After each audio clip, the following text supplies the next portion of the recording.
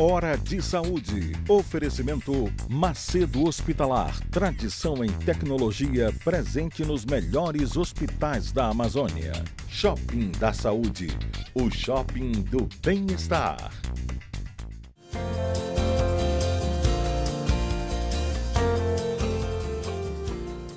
Caros amigos, mais uma vez no nosso programa Hora de Saúde, o programa dominical de saúde que é transmitido para todo o estado do Pará pela TV RBA aqui em Belém, canal 13.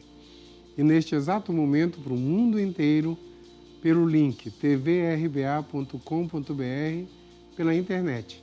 Eu falo todo domingo, mas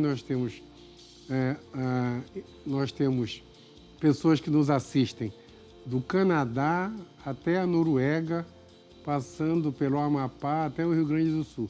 Então, uma grande parte do mundo nos assiste para nós falarmos o que se faz de melhor da medicina do mundo, do Brasil, do Pará, especificamente aqui em Belém. E mais uma vez com uma convidada muito especial, minha amiga, a professora Regina Célia Beltrão Duarte. Regina, primeiro, muito obrigado. Você está repetindo, né?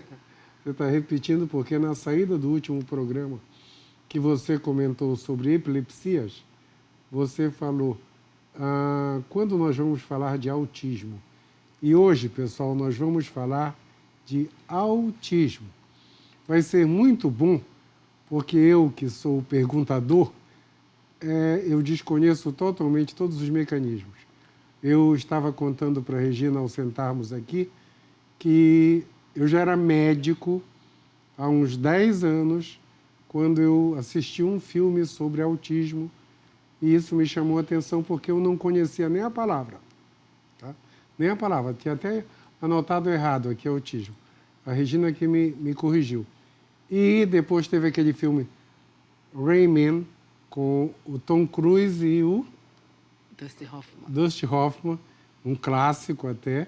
Eu acho que o Dustin Hoffman ganhou o Oscar pelo filme. E hoje nós vamos comentar isso aí. Autismo. Então, eu vou começar. A Regina é professora de neurologia da Faculdade de Medicina da Universidade Federal do Pará, tem mestrado, tem especialização, ela faz parte de um monte de academias e é uma das nossas referências no país de neurologia e neurologia infantil. Regina, pergunta 1. Primeiro, obrigado por ter vindo de novo, tá? Pergunta 1. O que é autismo? Eu estou perguntando porque eu também não sei definir. O que é autismo? Tá, inicialmente, muito obrigada mais uma vez, né, pelo convite. Sei. É um prazer sempre estar aqui, uma honra. O autismo, ele é um transtorno no neurodesenvolvimento, onde acomete as crianças, né? E você tem um prejuízo na comunicação e na socialização e também acompanhado de movimentos estereotipados e repetidos. Então, o autismo hoje, a sua prevalência, no caso, aumentou bastante. O CDC, que é um órgão dos Estados Unidos, faz uma estimativa baseado em todo estudo populacional que você tem uma criança autista para cada 58 crianças ditas normais. 58? 58. Puxa. E alguns artigos falam até 1 para 40. E nós tivemos realmente então, a prevalência um aumento. Está muito alta. Muito Cardiopatia alta. congênita é 8 por 1000, ou seja, menos que 1 por 100. Né? E a gente acha que a prevalência é grande. A prevalência de autismo aumentou ou a gente não fazia diagnóstico antigamente? Então, vamos fazer um pouco de recapitulação, né? Até na década antes de 1990, o autismo estava junto com a classificação da esquizofrenia. O próprio Bleuler, em 1911, ele descreveu em pessoas esquizofrênicas até quadro autista, que era a dificuldade de interação social. Certo. Mas vamos relatar as crianças que até a década de 90, 1990, para cá, que considerou o autismo como um transtorno no neurodesenvolvimento. Então, o que aconteceu? Houve uma melhora no método do diagnóstico, das informações, Certo. da chegada ao paciente mais cedo, né? Porque o diagnóstico, como ele é essencialmente clínico, você não tem nenhum marcador, nenhum raio-x, nenhuma ressonância, nenhum eletro que dê o diagnóstico de autismo. Mas, como hoje você tem muito mais informações, você tem um estudo metodológico melhor, tem uma classificação melhor, mais prática, realmente você observa que houve sim um aumento do número do autista, até porque alguns fatores etiológicos foram também capazes de identificar, ou são fatores de risco, como a idade dos pais, por exemplo, do pai, principalmente acima de 40 anos, fatores de risco da mãe, ou a criança prematura, que sofre uma anóxia grave, algum uso de medicações, por exemplo, a talidomida, o paciente usando ácido valproico, são medicações que você tem que ter cuidado, porque a mãe está tomando essa medicação, existe um risco, inclusive, de ter filhos autistas. Então, tem alguns fatores hoje identificáveis, inclusive, por exemplo, tem mais de 500 genes descritos causando autismo, porque é uma doença multifatorial, né? Envolve fator genético, envolve fator ambiental. Além da genética, tem o fator ambiental, quer dizer, é uma doença genética que tem uma relação congênita também. Exatamente. Durante a gravidez vai acontecer. Isso, você pode ter fatores de risco que contribuem não só para o autismo, mas para outras doenças, como a paralisia cerebral, como o retardo mental, que hoje a gente chama de deficiência intelectual. Mas, assim, alguns fatores de risco são já relatados. Outros, a mãe realmente não sabe o que aconteceu, a gravidez foi normal, tudo tranquilo, e realmente vem uma criança com o transtorno do espectro autista. Mais uma vez, chama a atenção para o pré-natal, né? Isso, com certeza. Pré-natal. Hoje eu estava numa reunião conversando com os amigos sobre... Nós tivemos uma reunião na semana passada que alguém queria instituir no Betina uma maternidade. Sim, né? sim. E aí, para ter maternidade, tem que ter o pré-natal. E eles estavam comentando que muita gente que chega na Santa Casa para o parto, a grande maioria ainda não fez o pré-natal. É incrível. Então, no mundo atual, em 2020, ainda tem gente que engravida e não faz pré-natal. Então, também é quase um absurdo isso aí.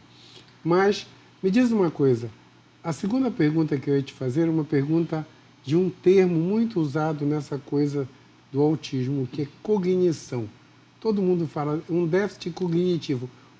Como é que eu explico para o meu paciente cognitivo? De uma maneira bem simplista, é a facilidade de adquirir conhecimentos, né? Certo. Então, só querendo chamar a atenção do termo.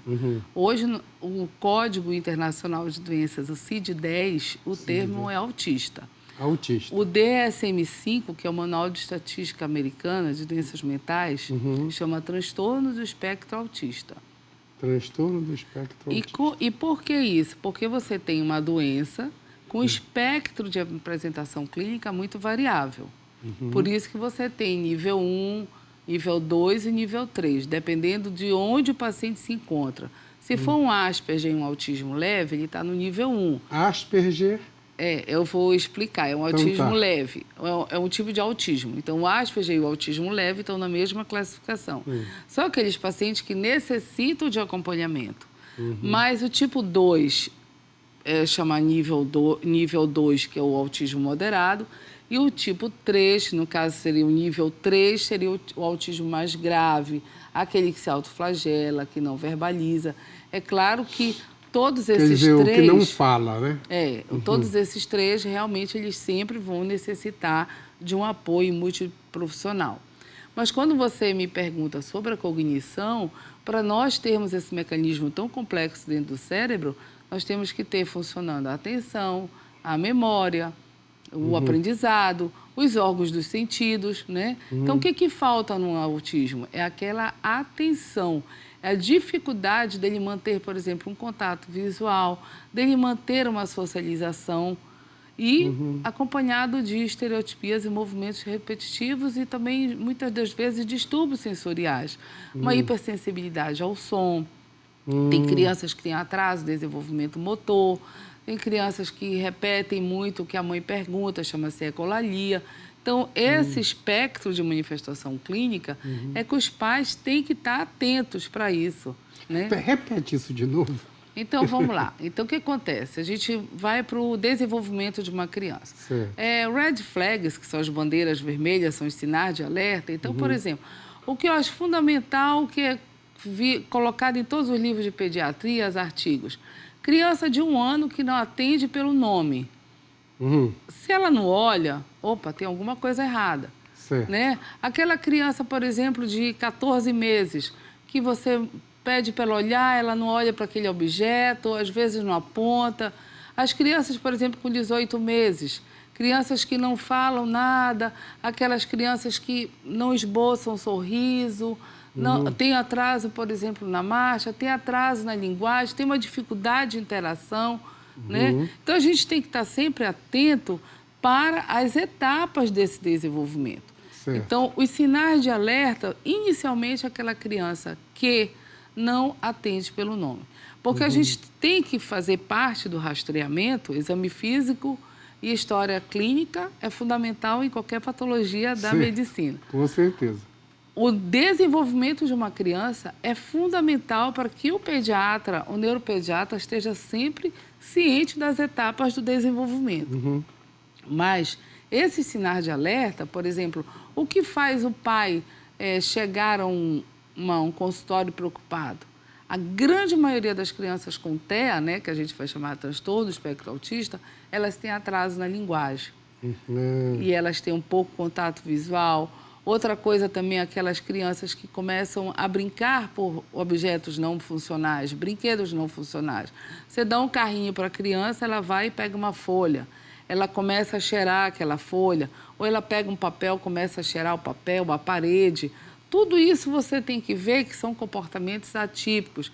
A criança enfileira, por exemplo, os objetos, ou por tamanho, ou por cor, gosta de girar. E tem crianças também muito que fazem a seletividade alimentar, né? Então, fazem só preferências por determinados alimentos sólidos ou líquidos. Então, são sinais de alerta que os pais... Por que a gente fala que aumentou? Porque hoje você tem uma divulgação muito maior até desses sinais. Que aí necessita, assim, detectou intervenção precoce. O prognóstico realmente é uma doença que não tem cura, mas tem um tratamento. Então, você abarca essa criança com uma equipe multidisciplinar. Correto. Antes de nós irmos para o intervalo, deixa eu te fazer uma pergunta. O diagnóstico é clínico. Não adianta a tomografia, a ressonância, eletrocefalograma, que não vai dar nenhum sinal característico. Com certeza, é assim. Então, é o exame físico, a observação clínica que vai fazer o diagnóstico. Por isso que aumentou o diagnóstico no mundo atual. Quer dizer, as pessoas, os pais, o professor, o médico, todo mundo fica observando. Fez diagnóstico. Quem é que vai tratar? É o pediatra, o neuropediatra, o neurologista ou o psiquiatra? Eu vou lhe responder essa pergunta e logo em seguida eu vou colocar uma outra situação. É uma equipe multidisciplinar. Então, parabéns, multidisciplinar. Pessoal, um instantinho só, que a gente volta já já para o próximo bloco.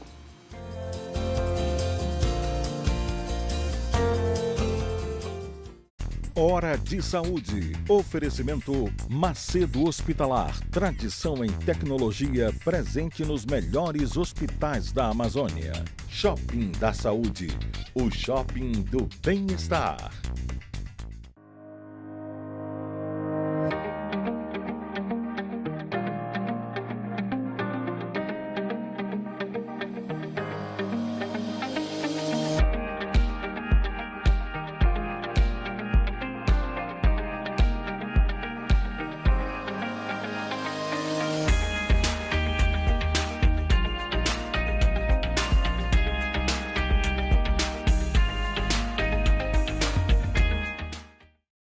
Hora de Saúde. Oferecimento Macedo Hospitalar. Tradição em tecnologia presente nos melhores hospitais da Amazônia.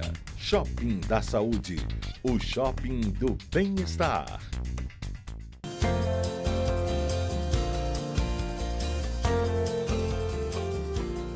Voltamos para tratar de autismo.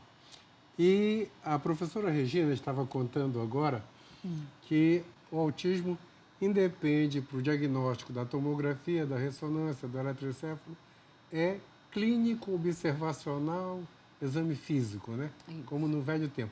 E você acabou de falar que o tratamento dependia de uma estrutura multidisciplinar, porque eu te perguntei assim, quem vai tratar o autismo? O pediatra, o neuropediatra, o neurologista ou o psicólogo ou o psiquiatra? Né? Então, me explica para a gente agora como é que é essa estrutura toda. Então, o tratamento do transtorno do espectro autista é um tratamento complexo, multidisciplinar e individualizado de preferência. Certo. Então, normalmente, esse paciente, algum quadro deve ser identificado a partir do pediatra, e o pediatra normalmente encaminha para os especialistas e o especialista acaba encaminhando também para outras especialidades. Isso depende muito, assim, digamos, se o paciente tiver algum autismo sindrômico, então a gente vai pedir avaliação para o geneticista, mas normalmente esse paciente ele é encaminhado por um fono, audiólogo, terapeuta, fisioterapeuta, assistente social, psicomotricista, musicoterapia, ecoterapia. Isso vai depender muito das necessidades de cada paciente autista. Certo. Você falou que o autismo tinha 3 níveis. Sim. Tá? É importante dar essa informação. Pessoal, o nosso maior jogador de futebol do mundo, o Messi, tem autismo. O autismo dele é o que ela vai comentar agora, é leve. Tá? Aquele filme que passa na TV, The Good Doctor, O Bom Doutor, ele é um médico que é autista também, leve. Então, ela vai explicar agora esses 3 níveis para a gente. Como é que é? Então, ainda pelo DSM-5, né, que a classificação entra como TEA, e certo. o espectro ele foi uma palavra muito bem aplicada, porque você tem uma variabilidade de manifestações clínicas dentro de uma patologia. Muito grande. Muito grande. Por isso, você pode ser leve, moderado, até severo. Então, hoje, a partir do DSM-5, os níveis são classificados em 1, onde entraria o autismo leve e o Asperger, né? O autismo, o nível 2 seria o autista moderado e o nível 3, o autista mais grave. O Asperger é o autismo leve? O Asperger e o autismo leve hoje estão no nível 1. O Asperger, na verdade, ele foi descoberto pelo... É síndrome de Asperger? É, uma síndrome de Asperger, que foi descrita em 1944, um ano depois de Leo Kanner, que foi o que falou das 11 crianças. Histórico. Então, aí, o histórico eu falei anteriormente na primeira etapa sobre o autismo de Bleuler, mas quem descreveu mesmo as crianças autistas foi em 1943, foi o Leo Kanner. E ele descreveu 11 crianças com dificuldade de socialização, com dificuldade de comunicação. O Leo Kanner também descreveu essas crianças, e aí o que aconteceu? Como ele era, o Leo Kanner não, o Asperger, né? Como ele era alemão, passou muito tempo para ser traduzido. Até que no meado de 1970, 69, 70, através da Lorna Wing, que foi traduzido para a língua inglesa. Certo. Então, esse histórico, realmente, assim, tanto o autismo de Kanner quanto o Asperger, eles têm características semelhantes. Mas o que acontece? O Asperger é aquela criança que normalmente tem um bom cognitivo, tem uma dificuldade de socialização, alguns interesses restritos também, podem ou não ter estereotipias, que são movimentos repetitivos, né? Ou através de algum gesto ou algum som que não seja muito adequado para aquela ocasião.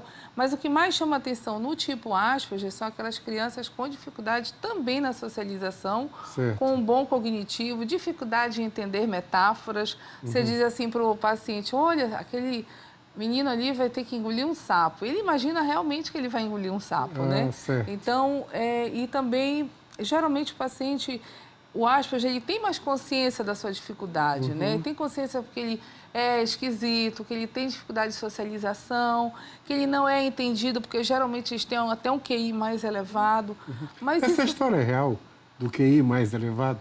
No Asperger, a grande maioria, sim.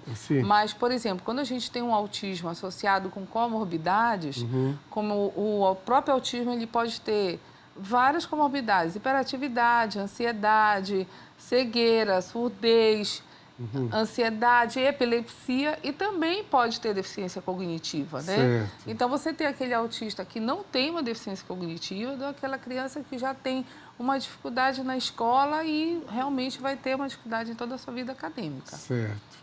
Mas a história não é folclore, é a história de poder ser um gênio. Não é folclore, porque a gente normalmente também se aproveita as aptidões, né? Então, tem crianças que têm aptidão para música, para o esporte, para matemática, né? Para jogador de futebol. Então, isso tem que ser aproveitado. Tem que ser aproveitado.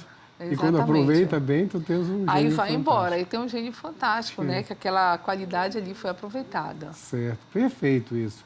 E nos outros? Me fala uma coisa, Regina. Eu consigo estabilizar o tratamento, mesmo nos graus mais elevados? Eu consigo colocar essa pessoa quase normal? Não termo normal, né? Mas vamos dizer assim, como é uma doença que é crônica, né? Com uma diversidade muito grande de manifestações clínicas, mas não tem cura. Mas qual é o objetivo do tratamento, esse tratamento mais precoce possível? Você melhorar a qualidade de vida, tentar melhorar a socialização. A socialização. Exatamente. Melhorar o todo na criança, né? Hoje eu por um acaso, atendi uma criança com Asperger, ele fala muito bem, ainda tem mais essa. Às vezes a criança é pequena, mas tem uma fala eloquente, ela faz uma concordância gramatical fantástica. E eu disse assim para ela, oi, que você está de fone de ouvido? Ele disse, não, isto é um abafador. Porque alguns, como tem uma hipersensibilidade a determinados sons, alguns acabam usando um abafador para diminuir o ruído, né? Certo. E ele realmente, assim, foi muito interessante como ele falou para mim.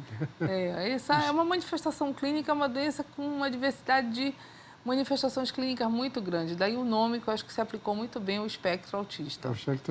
Mas, no conjunto todo, se você levar para um tratamento multiprofissional, a probabilidade de socialização é boa, né? A maioria dos casos, né? A gente tem casos em que talvez por uma dificuldade até mesmo dos pais de levar as crianças com maior permanência às terapias, as próprias dificuldades que nós temos no nosso meio, talvez em todo o Brasil, não posso falar do Brasil todo, mas assim, como é uma doença que tem uma prevalência aumentada, uma real incidência elevada, o que acontece? A gente tem muita dificuldade de manter aquela criança no tratamento multidisciplinar contínuo, porque tem crianças que também precisam e muitas das vezes se dá uma pausa, essa pausa de 1 mês, de 2 meses, para que a outra criança dê oportunidade de outra criança. Isso é importante, isso é importante. Você que é professora da universidade, você que trabalha no serviço público, fora a tua vida privada, a tua clínica privada, nós temos estrutura para isso no Estado? Então, nós temos vários serviços públicos, né? Por exemplo, no local onde eu trabalho não tem esse serviço, mas eu identifico, eu penso, eu desconfio e encaminho. Assim como os demais outros colegas, outros profissionais. Então, nós temos muitos serviços públicos dentro de Belém com uma boa estrutura para tratar esses pacientes. Que seria? Você trabalha no Barros, né? Barro Barreto. Eu dou aula no Barros, né? Eu dou aula da neurologia. Eu sou professora adjunta 2 da neurologia. Eu também dou aula de cardiologia lá. Pois é. E aí? De lá tu encaminha para onde? Então, eu encaminho para diversos serviços, porque a gente não pode ser unilateral e encaminhar só para um serviço, né? Nós temos vários serviços. E aí a gente acaba realmente, Me fala alguns, só para informar a população. Bom, eu vou citar aqui, se eu esquecer alguém, me perdoem, tá? Bom, eu vou citar como serviços que eu conheço, o serviço do IOMPA, do Saber, do Hospital Betina, do CIR, tem da UEPA. Não, o Filoiola só tem atualmente, assim, eu neuropediatra. Eu trabalho assim sozinha lá, mas eu encaminho o pessoal para a equipe multidisciplinar, porque nós não fazemos nenhum voo sem uma equipe multidisciplinar, exatamente. Então, o importante é a equipe multidisciplinar. Sim, sim. É o psicólogo, o fisiatra, o fisioterapeuta, todo mundo. O fono, o assistente social, o sociólogo, enfim, nutrólogo, nutricionista, todo mundo Mas o existe. fisiatra, todo mundo que participa. Mas existe. O importante é a população saber que existe em Belém. E a nível privado, a gente tem também uma estrutura muito... por exemplo, eu trabalho num determinado convênio que a gente tem uma boa estrutura para atendimento desses pacientes, certo. em diversos locais. Diversos locais. Isso, então, isso. Regina, precisa de remédio, hein?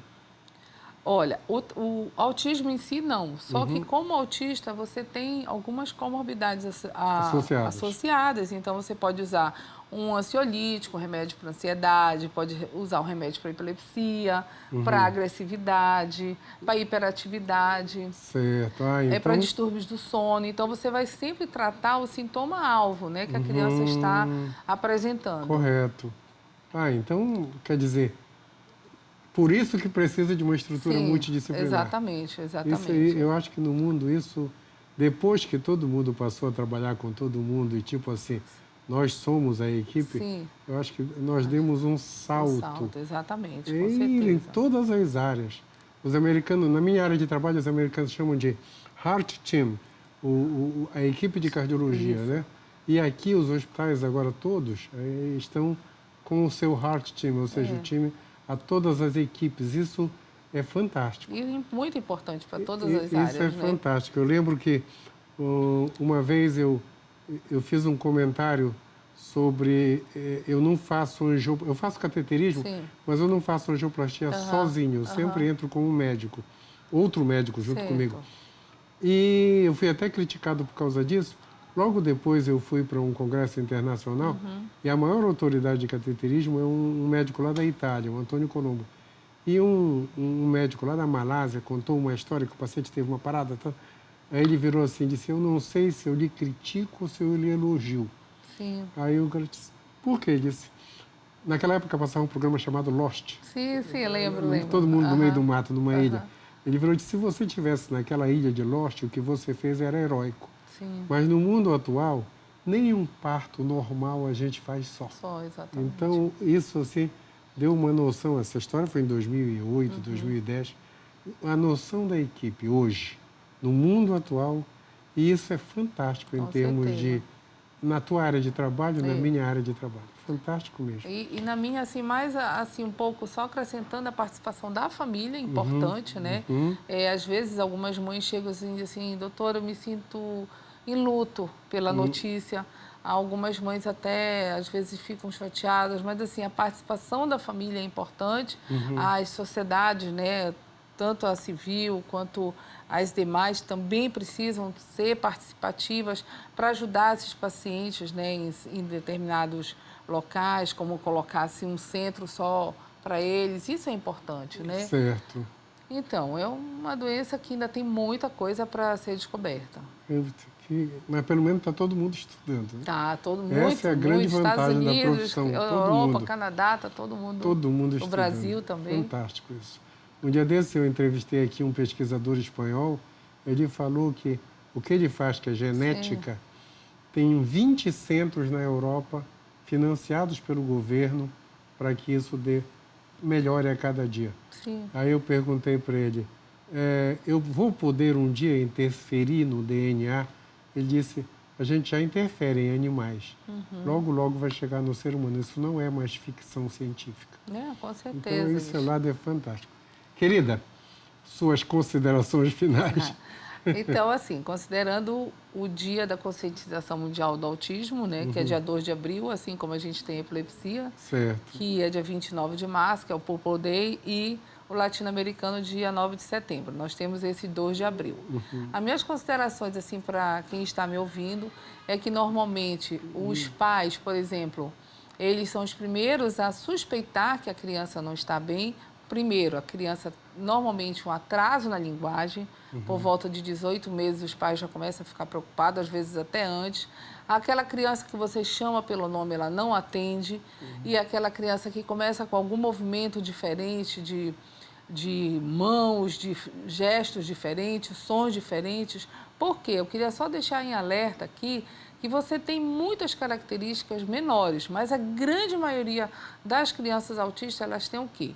Dificuldade na socialização, que leva a uma alteração de comportamento, com padrões estereotipados de comportamento.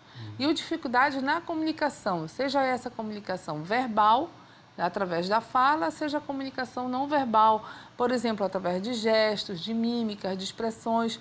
Então, o autista ele tem essa dificuldade de entender e de se expressar até através da comunicação não verbal.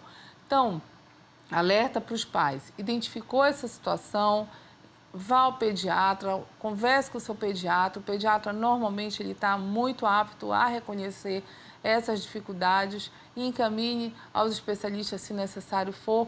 Mas se você, pediatra, detectou um atraso, encaminhe seu paciente para a equipe multidisciplinar, porque quanto mais precoce o seu diagnóstico, você vai melhorar e dar atenção melhor a esse paciente. Puxa, eu acho que a gente deu uma informação muito grande. Em breve eu te convido de novo para atualizar essa nossa conversa, né? Você veio e comentou tudo de epilepsia e hoje de autismo. E eu acho que a evolução disso está muito grande no mundo. Então, em breve a gente conversa de novo só para nos atualizarmos a respeito. Eu só queria fazer mais um comentário a respeito do prognóstico. O autismo, ele tem um autismo sindrômico, que são caracterizados junto com as síndromes, né? Então, você tem muitas síndromes de Downs, Frágil, Charge, Nuna, várias síndromes com o autismo associado, ou também, como por exemplo a esclerose tuberosa, é uma doença que também você pode, na grande maioria das vezes, ter um autismo associado. Essas doenças, elas com o autismo, esse autista ele tem um prognóstico pior. Do que aquele autista que realmente não tem nenhuma alteração genética, não tem epilepsia, as epilepsias de difícil controle, ou também não tem lesões estruturais. Então, esses sim, eles têm uma capacidade melhor de melhorar essa qualidade de vida. E muito obrigada mais uma vez, é uma honra sempre estar aqui com o senhor. Puxa, Regina, obrigado mesmo. Tá, muito obrigada. Pessoal, o nosso tempo estourou hoje. Então, uma semana iluminada para todos e até o próximo domingo. Hora de Saúde. Oferecimento Macedo Hospitalar. Tradição em tecnologia presente nos melhores hospitais da Amazônia. Shopping da Saúde. O shopping do bem-estar.